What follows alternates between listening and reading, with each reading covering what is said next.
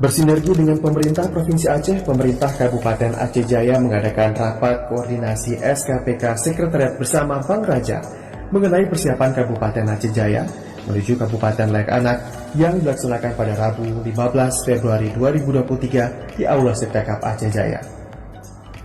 Rapat dipimpin langsung oleh Sekretaris Daerah Kabupaten Aceh Jaya Teku Reza Falevi MM, serta dihadiri oleh Kepala Bidang Pemenuhan Hak Anak Dinas Pemberdayaan Perempuan dan Perlindungan Anak Provinsi Aceh, Amrina Habibi SHMH.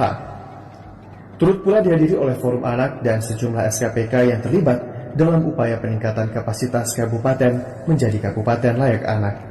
Dalam rakor tersebut, Amrina Habibi mengapresiasi upaya dan perhatian pemerintah Kabupaten Aceh Jaya dalam meningkatkan kapasitas kabupaten menuju kabupaten layak anak.